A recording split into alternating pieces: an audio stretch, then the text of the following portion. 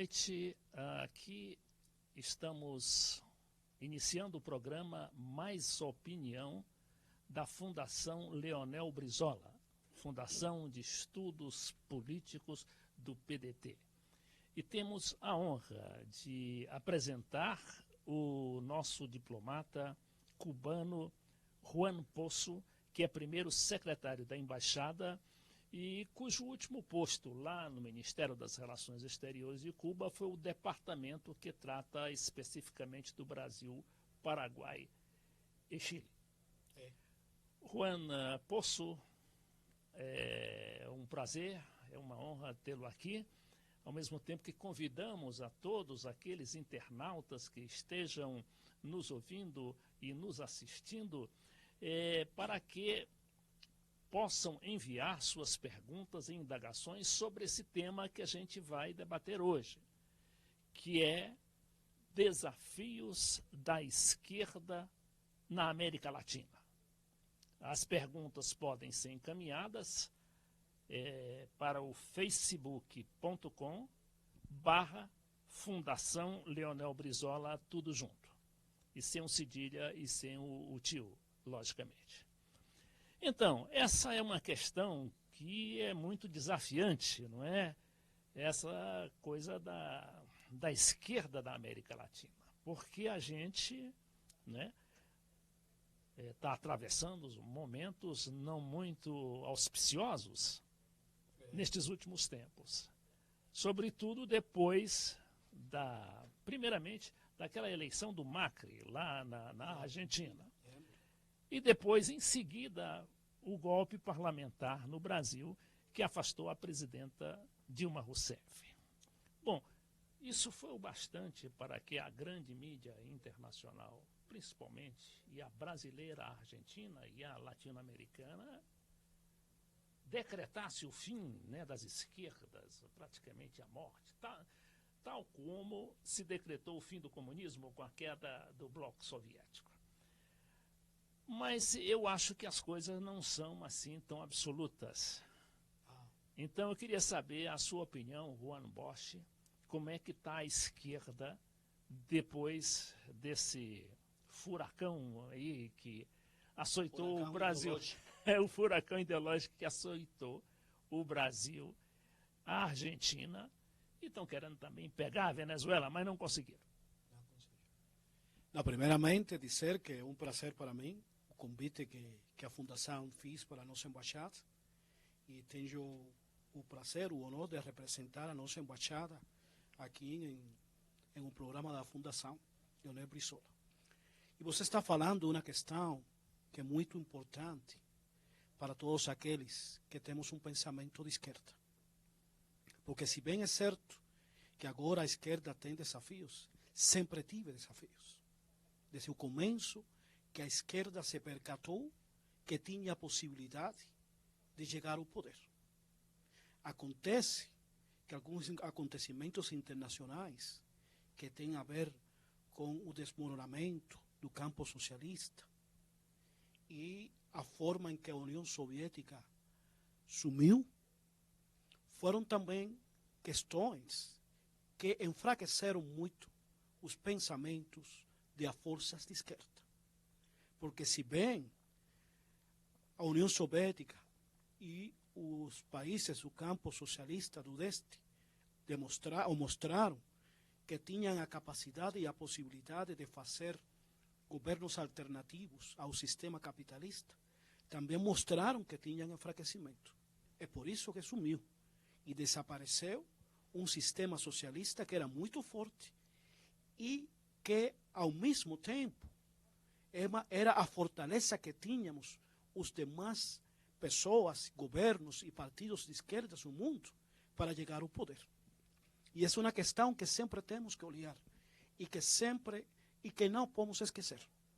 Porque depois daqueles acontecimentos que estremeceram no mundo, que foi um furacão político ideológico, onde o mundo bipolar tornou-se em um mundo unipolar, o pensamento das forças esquerdas mudou.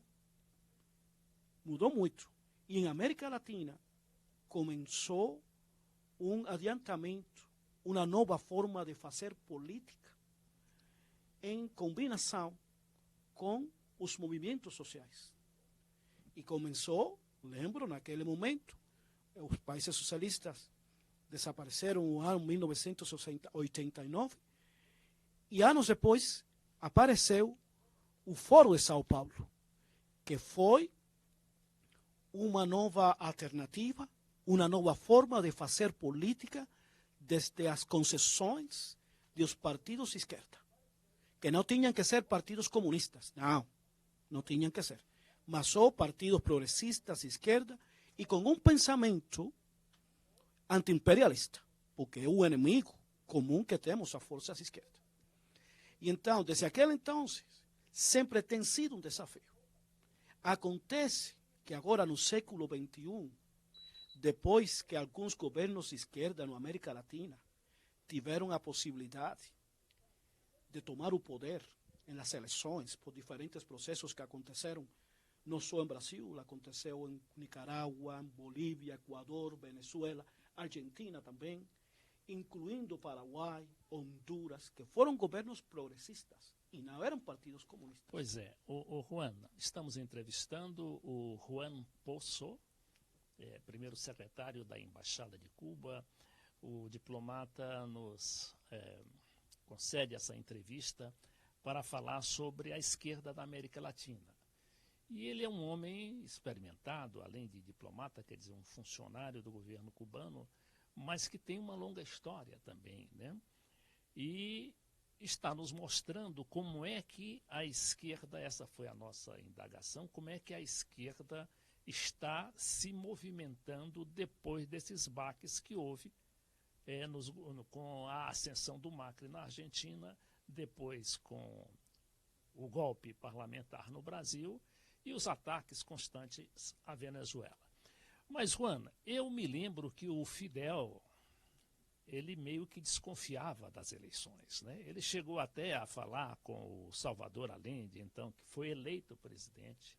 O Fidel Castro esteve lá no Chile, passou lá umas 2 semanas, né, fazendo movimentação, falando para as universidades e tudo, mas ele não negava, né, aquele seu receio, aquela sua constatação de que a via eleitoral era uma via quase que de impedimento, bloqueado para as esquerdas. Mas aí você está recordando, né, que depois da queda do bloco soviético, as esquerdas se reorganizaram, se atualizaram e começaram a fazer seus próprios movimentos, jamais não só com o socialismo puro, digamos assim, mas com o sistema progressista que tinha como fim atender às aspirações populares, né? Do ponto de vista progressista. E aí, é isso que eu lhe pergunto. Chegamos aos governos, né, da Nicarágua, depois de Cuba, né, isso depois de Cuba, que foi a grande revolução que tivemos no século passado, em 1959. Mas depois da Revolução Cubana, o primeiro fato que eu vejo assim mais assim sintomático dessa mudança de perspectiva da esquerda foi a eleição do Chávez.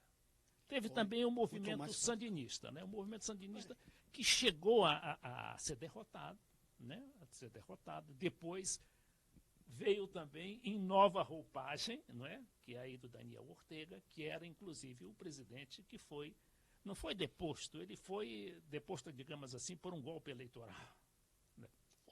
Não é isso?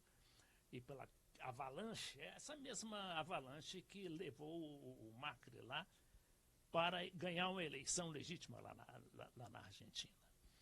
Então, como é que você vê agora a situação, como é que a esquerda está se refazendo desse novo, digamos assim, esse novo baque? Bom, temos que ter em conta que quando falamos de esquerda, temos que falar da direita, porque por isso que existe a esquerda. E não é só o que está acontecendo em esquerda, sino que a direita têm se aproveitado muito bem dos erros cometidos pela esquerda. E foi o que tem acontecido em alguns de nossos países da América Latina. Porque a direita não tem esquecido o que ele representam para seus interesses. E eles se deram conta que a esquerda não tinha experiência nenhuma para poder tomar o poder e manter o poder, para dar legitimidade em um tempo ao poder. Porque o que tem acontecido? Alguns desses processos eleitorais que aconteceram e que a esquerda ganhou, eles mantiveram a mesma estrutura política da direita. E é muito difícil, se você vai fazer mudanças do ponto de vista político, ideológico e econômico também, para você manter a mesma estrutura político-econômica que tinha o governo que você derrotou. É muito difícil. E são alguns dos erros que talvez tenha cometido a esquerda. Mas a esquerda não tem sido derrotada pelos erros cometidos, não é. Mas tem sido derrotada pelos acessos que tiveram. E temos muitos dos sucessos que tiveram. Pelos sucessos que eles tiveram. Não pelos erros. Porque os erros são bons para a direita. Mas a esquerda em América Latina, em os anos 90 e os primeiros anos do século XXI, a esquerda demonstrou que tinha capacidade para governar. Mas não foi tão radical tanto enquanto foi o governo de Hugo Chávez, que ele se deu conta que só com ganhar as eleições eleitorais não ia a conseguir todo o que ele precisava para fazer as mudanças que era preciso fazer. E tinha que fazer cambios internos. Os meios de comunicações, a estrutura política, que é uma estrutura que representa os interesses da oligarquia da direita. Você não pode manter um governo assim se é de esquerda. Tem que fazer algumas mudanças radicais. Mas você me perdoe, mas é um pouco difícil essa situação, porque você, como você falou, né, é uma readaptação da esquerda. O Chávez pôde fazer isso na Venezuela, mas o Lula já não pôde fazer, nem a Cristina, nem o Néstor conseguiram fazer também na Argentina, apesar daquele esforço monumental da Cristina Kirchner, com aquela lei, né, de médios, a lei da mídia. Aquilo ali foi aparentemente um sucesso, mas chegou o outro governo e passou o trator por cima e arrasou com tudo. Né? Então, é difícil para certos governos e é por isso, como você fala, eu acho que a esquerda, no caso, ela deve cuidar mais da sua retaguarda, não é? E ter as suas salvaguardas para a manutenção do poder, porque a esquerda ela é muito libertária e, como tal, muito aberta, não é? Então, ela não tem aquela uniformidade, aquela coesão de pensamento e de ação. É por isso que ela deixa uma porção de furos, de flancos abertos. Então, qual seria, né, no caso aí, a salvaguarda a ser adotada por uma, digamos assim, uma volta da Cristina, por exemplo, na Argentina, do Lula no Brasil? Bom, boa pergunta você está fazendo. Isso depende de muitas questões, porque nenhum dos casos são questões isoladas. Temos também que entender que estamos enfrentando uma contraofensiva dos interesses da direita em América Latina. E nenhum dos governos que tem sido derrocado eleitoralmente ou não em América Latina é uma questão isolada.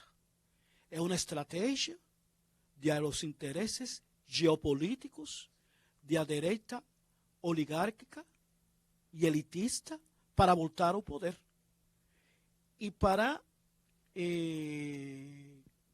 vamos dizer, para contra-atacar também, se se pode dizer, aqueles sucessos que tiveram os governos de esquerda, que foram todas as mudanças que aconteceram durante os governos da Cristina, os governos do PT, os governos no Paraguai, pues só um ano e meio que estive lá Lugo, o Honduras que também está fazendo pequenas mudanças, mas mudanças que não tinham a ver com os interesses da direita oligárquica. E então foi isso, as questões que eles atacaram com a sua contraofensiva para voltar ao poder. É toda uma contraofensiva contra aqueles governos progressistas, revolucionários e que têm interesses que vão em contra dos interesses geoestratégicos da direita. Mas é muito complexo, não podemos vê-lo como uma questão isolada, porque não são questões isoladas. É uma estratégia que é muito mais abarcadora do que você e eu podemos ter em conta. Correto. Agora, o que fazer, né, diante dessa realidade? Qual é a realidade? A realidade é que a direita continua muito poderosa, muito articulada, e a esquerda, como sempre, mais aberta, não é? Mais cheia de furos e perseguida politicamente, não é? Perseguida, por exemplo, com essa mídia, essa perseguição midiática que é terrível, não é? Ela hoje a gente viu no depoimento do Lula, né? Certas emissoras de rádio, por exemplo, se fosse o depoimento do Palocci, por exemplo, passaria o dia inteiro falando. CBN, a rádio da Globo, por exemplo, falou uma coisa ou outra. Quer dizer, o Lula foi lá e tal. Quer dizer, eles não permitem que a esquerda se mobilize, nem dando notícia contra, né? Que seria o depoimento do Lula. Bom, a minha pergunta é o que fazer, né? O que fazer com a estrutura que a esquerda tem. Se fala muito, por exemplo, nessa situação aí da Argentina e do Brasil, de que, voltando a governar, tanto a Cristina no Brasil, quanto o Lula, na Argentina, quanto o Lula no Brasil, ele dificilmente conseguirá governar com o Congresso que aí está, ou a estrutura que aí está. Daí a necessidade de se lutar por uma Assembleia Constituinte que iria, de alguma maneira, resolver ou repactuar, não é, a situação e a possibilidade de a esquerda realmente, efetivamente governar. Sí, hay una palabra que es clave para la pregunta como usted me está haciendo. Y la palabra clave, que dicho es fácil, hacerlo es muy complejo. Y es el factor unidad. Unidad de pensamiento estratégico para poder contrarrestar esa fuerza de los ataques de la derecha. Y unidad significa, esa unidad de pensamiento, significa convicciones e ideas unificadas bajo una lideranza que nos permitan avanzar y establecer un plan estratégico para dar la continuidad necesaria de los gobiernos de izquierda. Porque si algo debilitó a los proyectos de los gobiernos de izquierda en América Latina, es que no tenían cómo demostrar su continuidad a largo plazo. Eran gobiernos cuyos elementos, desde mi punto de vista, cuyas cuestiones y cambios que se hicieron, respondían a un momento y a una coyuntura histórica, pero no tenían cómo pasar por encima de eso. Y es ahí donde se pierde la continuidad. Es ahí donde se pierde esa continuidad. Es donde hace falta hacer una estrategia, tanto a corto, mediano como a largo plazo, para mantener la continuidad de todos los procesos, de darle la garantía necesaria para que el crecimiento de ese pensamiento de izquierda sea un pensamiento dentro de un proceso dialéctico que permita ir respondiendo a necesidades materiales, pero con la capacidad del colectivo en función de esas necesidades. Y para eso hace falta el factor unidad, pero una unidad que sea materializada. Para eso, detrás de esa unidad se tiene que esconder un fuerte trabajo político ideológico, fuertes convicciones de la militancia para influir en el resto de los demás factores de la sociedad en función de ese proceso que se está haciendo. Ahora, es bastante complejo. Sim, mas eu entendo. Só que isso só é possível para um determinado núcleo, né, da esquerda, que a esquerda é muito ampla. Né? A esquerda é muito ampla. Tem a esquerda cultural. E diversa também. Né? E diversa. Aí onde se perde o fator de unidade. Pois é. Dentro da diversidade. Sim, mas para viabilizar, digamos, essa sua ideia, é necessário se criar um núcleo, né? Ou se não se criar, ou se esse núcleo pode surgir assim espontaneamente, né? Dependendo da situação, porque muitos fatos, sucessos políticos ocorrem em determinadas circunstâncias, forçado pelas circunstâncias e até pelas contradições, não é? Também. Pelas contradições da época. Todo processo revolucionário tem contradições. Pois é. Eu cito o exemplo, por exemplo, da Venezuela, porque a Venezuela realmente se organizou. Por quê? Porque lá tinha o Chávez, né?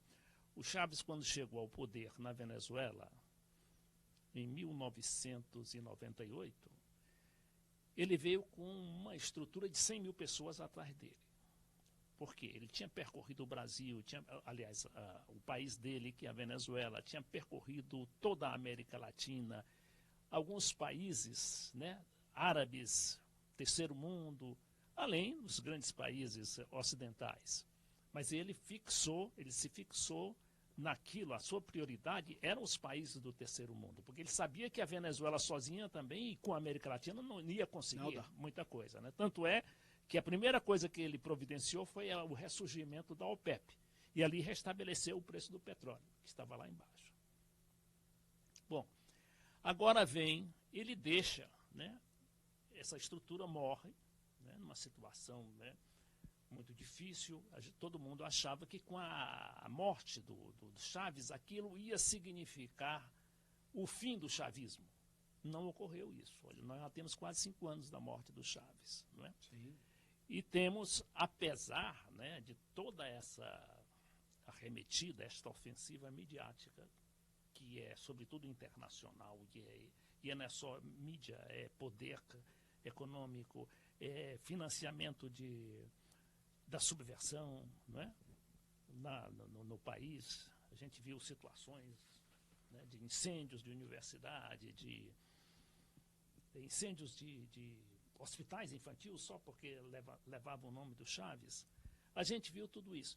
E veio agora a vitória da Assembleia Constituinte, que prova, né, que eles realmente se estruturaram, e justamente porque tinha esse núcleo, o chavismo, e teve a sorte também de indicar, né, o Chávez, indicar um sucessor quase à sua altura, não diria à altura do Chávez, que é o Maduro, né, o Nicolás Maduro, que às vezes é tido como um líder histriônico, mas ele tem demonstrado que realmente sabe liderar, inclusive para ganhar a eleição.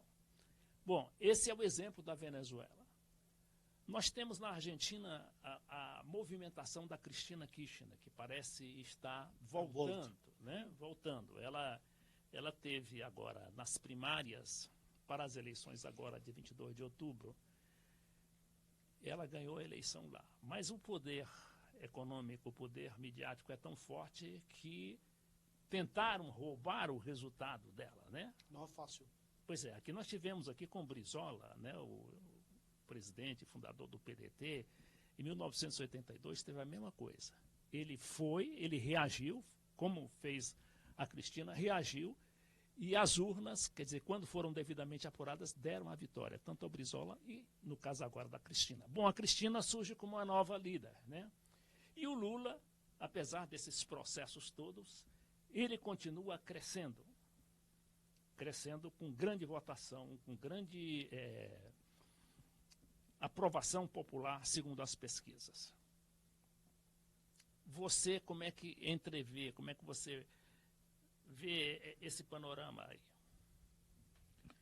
Bom, eu acho que está em dependência do que possa acontecer, dos resultados que possa ter os processos em que ele está envolvido, supostamente por os processos de corrupção. E acho que é uma situação muito complexa nós estamos Não, dando... porque a Cristina também tem o mesmo A processo, Cristina né? também, mas acho que isso também tem a ver com toda a capacidade de reagir que possa ter o equipe os advogados de Lula também para fazer a defesa de Lula, o caso de Cristina também, mas são situações muito complexas dentro dos processos que estão acontecendo, tanto lá em Argentina como aqui no Brasil. O Lugo, que também foi derrocado por um golpe parlamentar, agora também está um processo com possibilidades de voltar ao governo, a um processo que está sendo feito. Mas são situações muito complexas e que tem a ver com o que eu estava dizendo no começo, precisamente com essa contraofensiva da direita, que estão fazendo de tudo o que possam fazer para se manter o poder e que a esquerda não tenha a possibilidade e a capacidade organizativa para voltar ao poder nos diferentes processos que estão acontecendo em América Latina. O caso de Venezuela é o caso mais complexo que temos. Assim, o governo venezuelano tem tido a capacidade de se manter um poder, mas tem uma guerra mediática, uma guerra de oposição interna muito forte. Eles recebem um financiamento muito forte para fazer o que estão fazendo. E também a guerra mediática que está acontecendo contra a Venezuela. Qualquer pensa que a situação na Venezuela é uma situação caótica em todo o país e só está acontecendo em 17 municipais, não em todo o país. E uma situação muito difícil. Mas o povo está se organizando, está respondendo aos interesses do governo do Maduro, fecharam um acordo, conseguiram estabelecer a Constituinte e estão atuando segundo o que eles tentaram fazer para manter-se em um poder, que é muito complexa a situação que está acontecendo em Venezuela, e a nossa solidariedade com a Venezuela tem que ser de muita importância nestes momentos, porque há a possibilidade de uma invasão em algum momento em Venezuela, e eles estão preparando para que não aconteça. Vocês também tiveram esse mesmo tipo de situação, aliás, mais agravada ainda, porque a revolução era uma revolução realmente de verdade, né? Era uma revolução que mudou todo o sistema político, econômico, né? Mas eu recordo que lá em Cuba a CIA chegava a mandar envenenar os rios, né? Justamente para Sim. tornar o governo, fazer com que o governo se projetasse para a opinião pública como um governo fraco e um governo... essa é a velha tática, né? Para sabotar o governo e para depois pegar esse governo e impor aqueles processos de ajuste econômico. Você que está falando, no caso de Cuba também foi muito complexo. Cuba foi a primeira neocolônia dos Estados Unidos no mundo. Foi o primeiro teste que eles fizeram. Lá no século XIX, começou a neocolônia de Cuba. E tem acontecido, por enquanto, diferente do histórico de Cuba e Estados Unidos. Mas com o processo da Revolução, quando a Revolução triunfou, eles nunca gostaram do processo que aconteceu em Cuba, porque ia contra os interesses geoestratégicos dele. E não só fizeram uma guerra mediática contra Cuba, mas também uma guerra bacteriológica. Eles abasteceram bandas contra-revolucionárias para derrocar a revolução. Cuba foi isolada política e diplomaticamente do resto da América Latina. Só México e a Canadá foram os únicos países que tinham relações diplomáticas com Cuba, porque Cuba foi isolada política e ideologicamente. Não tinha possibilidade nenhuma de manter relações normais com o resto do mundo e com a América Latina. E essa foi uma situação. Também, uma das questões ainda mais importantes de todas as que eu estou falando, Porque o isolamento agora, Cuba tem relações com o resto do mundo, com todos os países da América Latina, e não temos nenhum isolamento diplomático neste momento. Mas se mantém o bloqueio econômico, financeiro e comercial, que começou faz mais de 50 anos. E ainda é uma questão pendente. E agora, com o novo governo, temos um retrocesso. Você estava falando dos desafios, retrocessos. Temos um novo retrocesso em o restabelecimento das relações Cuba-Estados Unidos. Com Obama, adiantamos. Restabelecemos as relações, uma questão muito importante, muito positiva. Começaram as falas em diferentes questões, se restabeleceram as embaixadas, quanto nos Estados Unidos. O Obama visitou, né? O presidente dos Estados Obama Unidos visitou Havana. Tá. Foi positiva a visita de Obama, temos que falar assim, foi positiva. Não sabemos quais são os interesses, porque Obama, em o discurso que ele fez, o dia aquele histórico em que se restabeleceram as relações Cuba-Estados Unidos, ele disse, entre outras coisas, reconhecendo os erros da política exterior norte-americana em quanto a Cuba, durante mais de 50 anos. Isso todos conhecemos. Mas ele disse uma coisa que é onde está a armadilha. Vamos a mudar o método.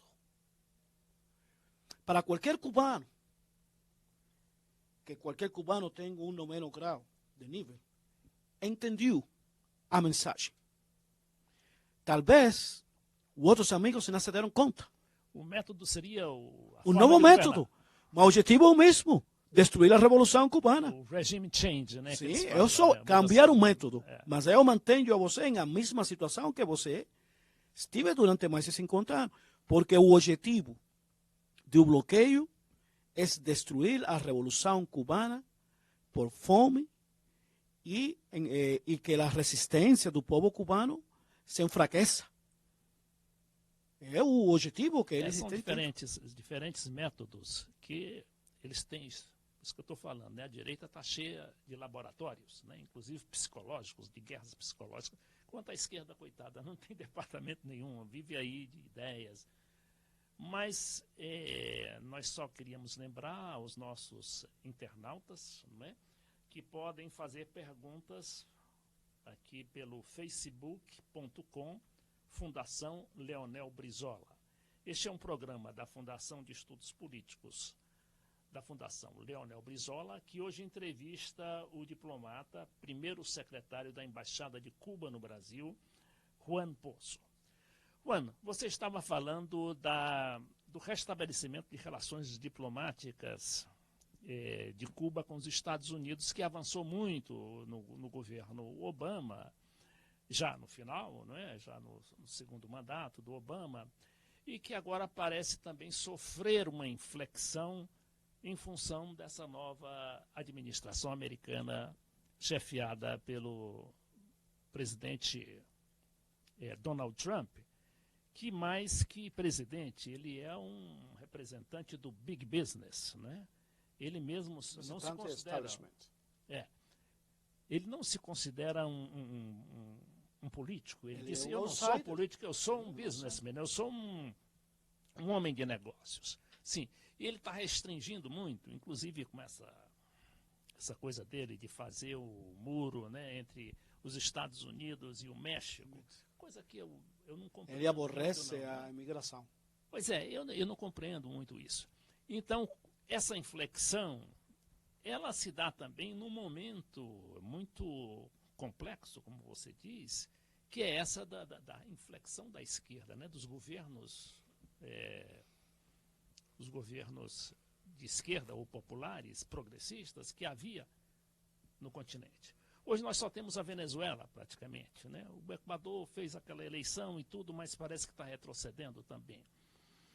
Eu lhe pergunto, então, Cuba volta a ficar isolada também, né, nessa história, porque sem um apoio, aliás, diga-se de passagem, que ainda permanece um grande fator positivo, que é o chavismo, né? O governo chavista na Venezuela, sob a liderança do Nicolás Maduro.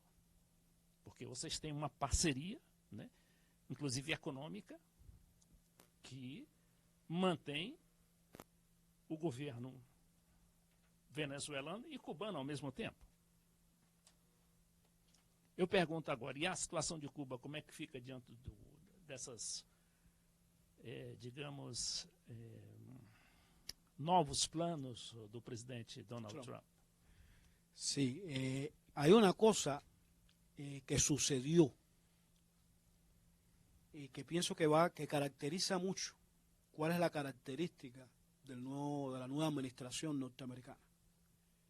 El mismo día que el pueblo cubano estaba sufriendo los ataques de la tormenta Irma, que ha sido la peor tormenta que se haya formado en el Atlántico, con fuerza 5, que pasó por las islas del Caribe y devastó las islas del Caribe, y después continuó por todo el territorio nacional,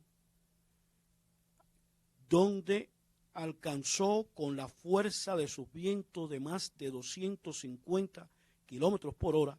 ¿Llegó a atingir isso tudo em Cuba? Não, né? Chegou a atingir essa ventania toda em Cuba, 250 kilómetros por hora? 250 kilómetros, fuerza 5. Cuando él estaba saindo para a Florida, foi que ele diminuiu a força 4 e entrou a Florida com força 3. Mas no caso de Cuba, atingiu pelas províncias orientais com força 5. Todo a que parte... É o topo, né? É o top, né? Sí, fuerza 5 es el tope. Ya cuando llegó a provincia Habana, disminuyó a fuerza 4 en el tope de fuerza 4, 250 kilómetros. No sé cuál sería la diferencia, pero bueno, a partir de 251 fuerza 5. Pero toda la costa norte, la callería donde están nuestros hoteles, fueron fuertemente dañados. Y así este recordatorio, con todos los daños que nos dejó el huracán Irma, que nunca, vuelvo y repito, ha habido un huracán formado en el Atlántico que haya tenido la fuerza destructora de Irma. Ese mismo día, el presidente de Estados Unidos, Donald Trump, firmó aquella ley que todavía estaba pendiente, revocando la propuesta de Obama para el levantamiento del bloqueo. O sea, estábamos siendo atacados por Irma, la naturaleza, que nos está cobrando muchas cosas, y recibimos también ese mismo día el ataque político de Trump. Algo que esperábamos. Además, lo venía anunciando. Só para a gente entender melhor e explicar aos internautas, Cuba sofre esse bloqueio econômico, político e diplomático. Não, econômico, financeiro e comercial. E comercial. Diplomata agora não. Não, correto. Bom, esse bloqueio está há mais de 56 anos, quase a mesma idade que começou oficialmente em 1962. Então. Oficialmente. Bom, o Obama levantou a perspectiva, ele não tomou nenhum ato assim mais concreto para levantar o bloqueio, não é? Justamente porque ele é cercado ali pelo Congresso, o Congresso é muito conservador. Dependia do Congresso. É. E agora vem o Trump e revoga o que exatamente? Ele revogou é a lei, desculpe, é a lei do inimigo. Não tenho com certeza o nome. É uma lei que tem um nome que é só aplicada contra Cuba. Sim. E que uma das questões tem a ver com o bloqueio. Que ele, porque foi uma coisa que o Obama tinha em la perspectiva de se levantar. Ah, certo. Não. E ele sempre disse, desde o começo, que ele ia a revocar todos aqueles acordos que foram feitos com a administração Obama. E é o que ele está fazendo. Então, todo o que se adiantou nessa questão do bloqueio, agora volta atrás e se recrudesce. Porque, inclusive, em as votações do bloqueio do ano passado na ONU, pela primeira vez, o governo dos Estados Unidos se abstuvo. Se absteve. Se absteve, obrigado, não, se absteve. Bem, tranquilo. Se absteve, que foi uma questão muito importante. Tinha a ver com as mesmas coisas que estava dizendo o Obama. Correto. Então é uma posição também difícil, né? E que e que merece aquilo, atenção para aquilo que você falou, que é a organização, a articulação, não é? Em torno de estruturas fortes para se manter no poder, reforçar as salvaguardas, não é? Então, nós estamos aqui entrevistando o diplomata Juan Poço, primeiro secretário da Embaixada, e já estamos recebendo algumas perguntas dos nossos internautas. Só para reforçar aqui, o nosso endereço é Fundação Leonel Brizola, no Facebook. É facebook.com/Fundação Leonel Brizola, tudo junto, sem a cedilha nem o tio. Bom, o Rodrigo de Aracaju, Juan, nos pergunta aqui se o neoliberalismo é predatório e qual o melhor caminho para combatê-lo. Bom, boa pergunta. É uma pergunta, ele tem que ter conhecimento.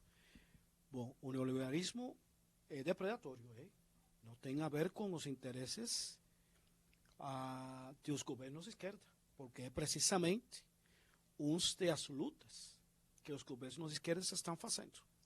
E tem a ver mais com aqueles interesses da direita, neoliberal, elitista.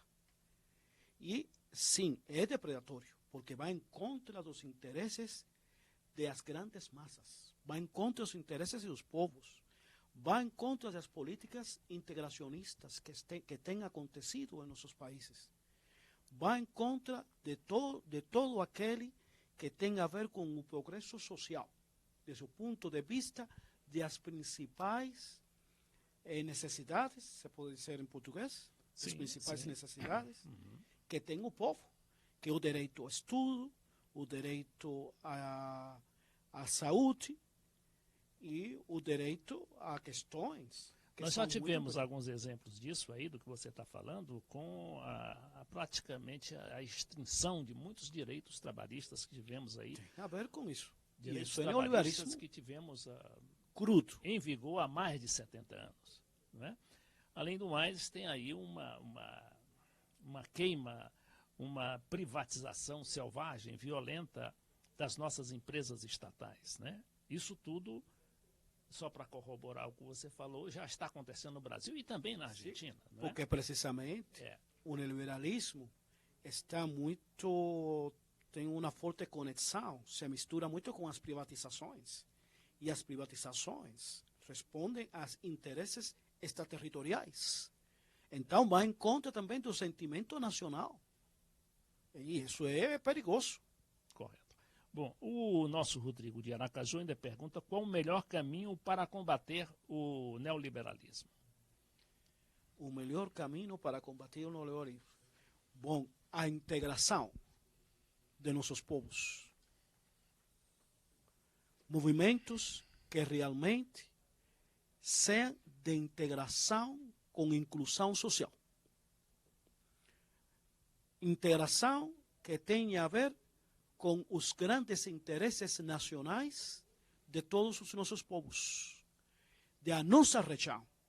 No caso da América Latina, acho que a CELAC foi um bom acontecimento, porque pela primeira vez, os países da América Latina, sem ter em conta os países da América do Norte, o caso do Canadá e Estados Unidos, têm um espaço de integração que tem a ver com seus interesses, fora de qualquer outro interesse. E acho que é uma forma, integração pode ser uma das alternativas para combater o neoliberalismo. Correto. Eu perguntaria à produção quantos minutos nós temos ainda, 10 ou 15 minutos? 15 minutos, né? Tá bem.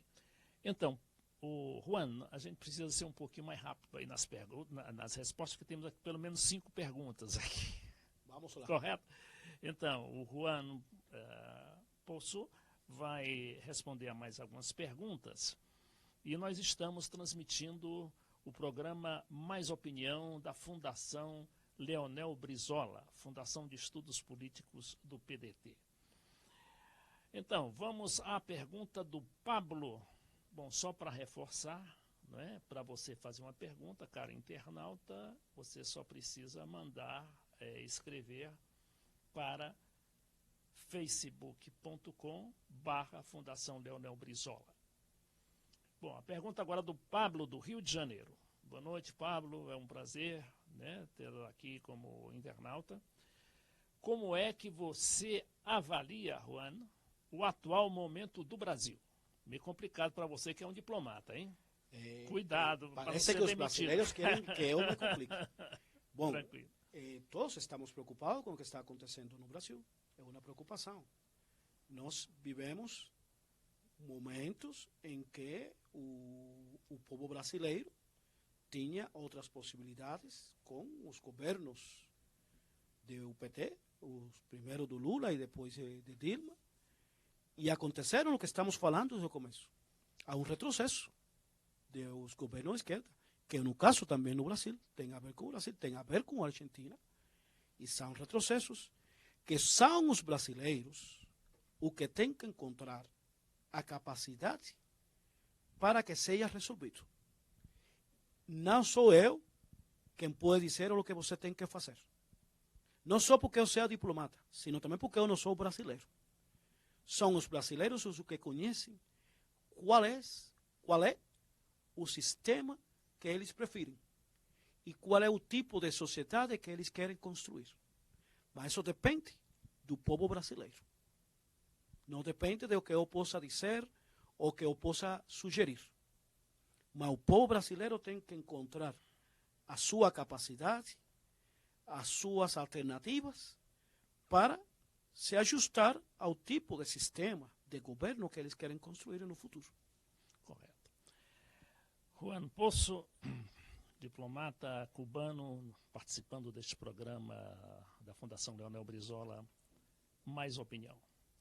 A Rosana, Juan, lá de Porto Alegre, ela pergunta: Cuba está passando por uma transição após Fidel? É a pergunta que ela fez? É. Bom, hay dos cosas ahí.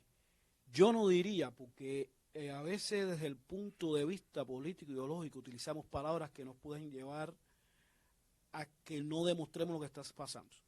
En Cuba está pasando un suceso que no tiene que ver con cambios, sino con fortalecimiento del sistema socialista cubano, desde el punto de vista político, económico y social, para dar una continuidad histórica a lo que se comenzó en momentos más difíciles en la década del 60. No son cambios, más bien son transformaciones económicas y políticas. Mencionaba al comandante en jefe, nuestros líderes históricos de la revolución, biológicamente, aunque siguen siendo nuestros líderes históricos biológicamente, no continuarán dentro de, posterior a las elecciones que van a suceder en 2018. Eso lo ha dicho ya nuestro general de ejército. Ya Cuba ha demostrado la capacidad que tiene para mantener vivo ese proceso. Y no solo depende de la capacidad del pueblo cubano, porque dicho así sería un egoísmo por parte nuestra asumirlo así. Depende también de una lideranza que tuvo ese pueblo que lo llevó ahí. Pero también todo lo que ha sucedido en Cuba no solo pudo haber sido posible con esa lideranza, los días de la revolución, el comandante en jefe, con un pueblo que tiene la capacidad de entender y asumir el papel que le corresponde en cada momento de la historia, sino también con el apoyo solidario internacional que en los momentos más difíciles ha recibido la revolución cubana. Y eso nos demostró que no solamente teníamos capacidad interna, sino que teníamos un apoyo moral y solidario de millones y millones de personas en el mundo que entendían la viabilidad del proceso revolucionario cubano. Y es por eso que Raúl siempre lo ha dicho, en una frase, Raúl Castro, nuestro presidente, actual presidente, él siempre está dicho, Fidel es Fidel. Y los únicos que pueden sustituir ese liderazgo de Fidel es el partido y el pueblo cubano. Y el momento histórico ese está llegando. Hay una generación que va a sustituir a esos líderes de la revolución. Agora, o Juan Poço, essa transição, que na realidade já vinha há quase 10 anos, quando Fidel Castro passou o poder ao irmão Raul, não é isso? O Raul tomou algumas providências, algumas medidas que adaptaram, não é, o governo e as instituições cubanas à situação criada com o desmoronamento do bloco soviético, né? Essa transição, muitos também achavam que não ia acontecer, pelo contrário, aquilo ia levar à derrocada da Revolução, acabou não acontecendo, justamente ao que se sabe por causa da estruturação do povo, do governo, né, em defender aqueles ideais que são fortes e também reforçar a sua salvaguarda, que é muito importante. Então, quais foram basicamente as mudanças que houve nesse período de transição desde que o Fidel caiu doente e passou o governo para o irmão? Mira, para entender esos cambios hay que ir antes que el campo socialista desapareciera. En 1986, el comandante en jefe, en un discurso histórico, ya 1986, estou falando 1986, 3 anos ainda antes ninguém do desmoronamento tinha falado o que ia acontecer. E ele mais ou menos disse, se amanhã acordamos e ouvimos na notícia que a União Soviética se derrubou, nós vamos continuar fazendo um processo em Cuba, defendendo o sistema socialista. Bom, ninguém acreditou. Vamos a falar com toda certeza.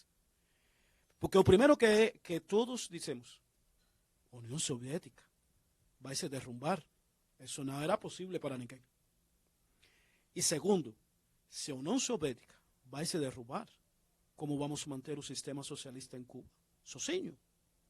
Bom, ele disse aquilo em 1986. Ele já tem ido ao futuro, tem visto o que ia acontecer, voltou para o presente, contou para o povo cubano e não só contou, disse o que tínhamos que fazer. E o que aconteceu depois? A União Soviética se derrubou. Mas também naquele momento já ele tinha começado um processo de retificação de errores e tendências negativas, que foi interrompido. Foi interrompido precisamente por o processo da União Soviética, porque tivemos que fazer aquilo que ele disse de manter os sucessos do sistema revolucionário. A educação, a saúde, a esporte, o sistema social. Ele preparou o povo para isso. E foi o que aconteceu. E então, aquele processo é a continuidade neste processo que está acontecendo agora. Em um contexto que não é o mesmo contexto que tínhamos naquele momento. É um novo contexto que tem a ver com o mundo unipolar, tem a ver com o recrudescimento do bloqueio dos Estados Unidos, tem a ver com nossos problemas internos também, tem a ver com o processo natural de nossos líderes históricos da Revolução, que biologicamente não vão ficar conosco para sempre. Então, são questões que têm a ver.